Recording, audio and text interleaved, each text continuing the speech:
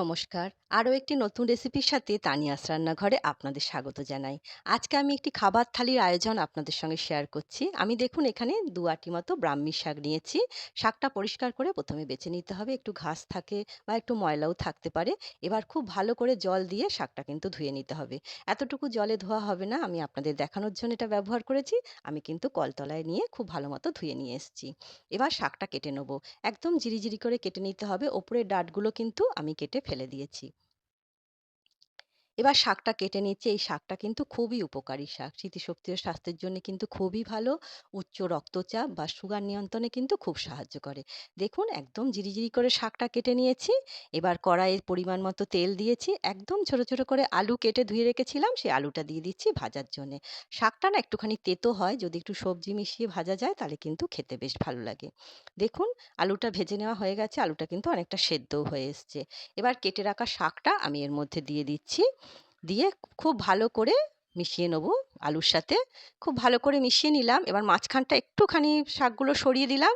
দিয়ে ১ চামচের মতো ঘি দিচ্ছি। দিয়ে আবারও সমস্ত কিছু খুব ভালো করে মিশিয়ে নেব। এবার একটা কাঁচা লঙ্কা ভেঙে দিলাম। স্বাদ অনুসারে নুন দিচ্ছি আর দিচ্ছি হলুদ। এবার আবারও সমস্ত কিছু খুব ভালো করে মিশিয়ে নেব। এই শাকটা কিন্তু খুবই উপকারী একটি শাক। এবার ঢাকা দিয়ে রান্নাটা হতে দেবো। আমার মেয়ের ছোটবেলায় কিন্তু আমি সপ্তাহে ৩ দিন মেয়েকে এই শাকটা খাওয়াতাম। যেহেতু খুব তেতো, ছোট বাচ্চা খেতে চাইতো না।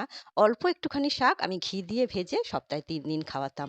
খুব বেশি কিন্তু বা রোজ খাওয়ানোর দরকার নেই। একটু কিন্তু পেট গরম হতে চায়। বাচ্চাদের অল্প করে সপ্তাহে ২ দিন বা ৩ দিন কিন্তু এই শাকটা খাওয়ালে খুব উপকার হয়। শাকটা দেখুন তৈরি হয়ে গেল। এবার আমি বিউলির ডাল তৈরি করব। প্রেসার কুকারে বিউলির ডাল আমি আগে থেকেই ধুয়ে রেখেছিলাম। বিউলির ডালটা দিয়ে দিলাম। এবার এর মধ্যে পরিমাণ মতো জল দিচ্ছি। আদা গ্রেট করে রেখেছিলাম। কিছুটা আদা এর মধ্যে দিলাম। ১ চামচের মতো দিচ্ছি মৌরি। স্বাদ অনুসারে নুন দিচ্ছি। দিয়ে সমস্ত কিছু খুব ভালো করে মিশিয়ে এবার প্রেসার কুকারে কিন্তু আমি এটা সেদ্ধ করে নেব। ৩টে থেকে ৪ টা সিটি দিয়ে সেদ্ধ করব, তাহলে কিন্তু খুব ভালো মতো সেদ্ধ হবে।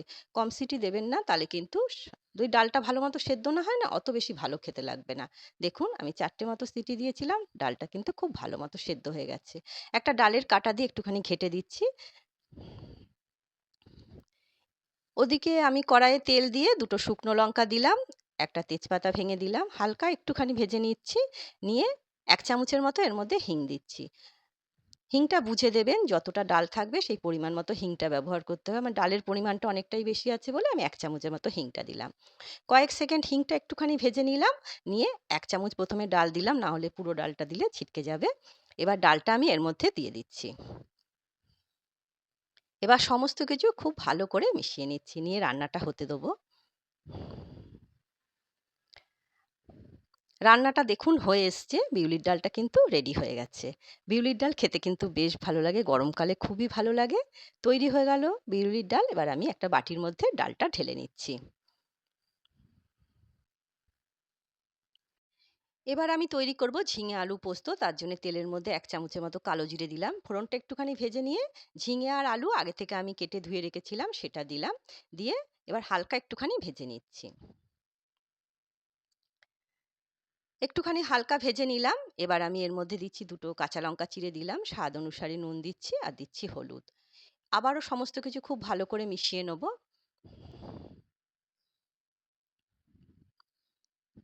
পোস্ত আমি আগে থেকেই বেটে রেখেছিলাম। কাঁচা লঙ্কা দিয়ে পোস্তটা বেটেছি। যে যেমন ঝাল খাবেন সেই বুঝে লঙ্কাটা ব্যবহার করতে হবে।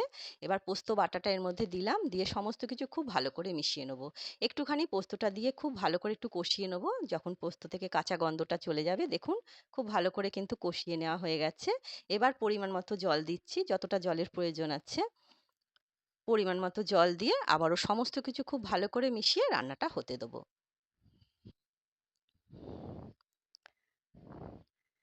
ঢাকা দিয়ে রান্নাটা হতে দিচ্ছি। রান্নাটা প্রায় হয়ে এসছে খানিকটা। আলু কিন্তু খুব ভালো মতো সেদ্ধও হয়ে গেছে দেখুন। এবার এর মধ্যে একটুখানি কাঁচা সর্ষের তেল দিচ্ছি।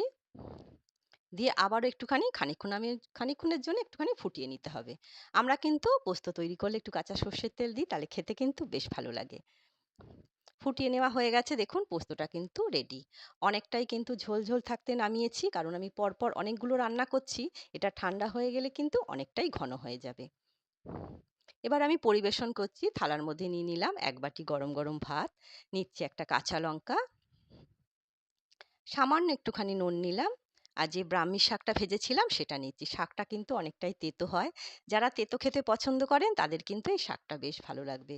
তবু বলব অল্প করেই হোক একটুখানি বাচ্চাদের খাওয়াবেন বা নিজেরাও খাবেন। খুব উপকারী শাক কিন্তু এটা। এবার আমি বাটিগুলো নিয়ে নিচ্ছি। নিয়ে নেব বিউলির ডাল। বিউলির ডাল কিন্তু এইভাবে তৈরি করলেই বেশি ভালো লাগে আমাদের ক্ষেত্রে। বিউলির ডালও অনেকভাবেই তৈরি করা যায়। আর নিচ্ছি ঝিঙে আলু পোস্ত।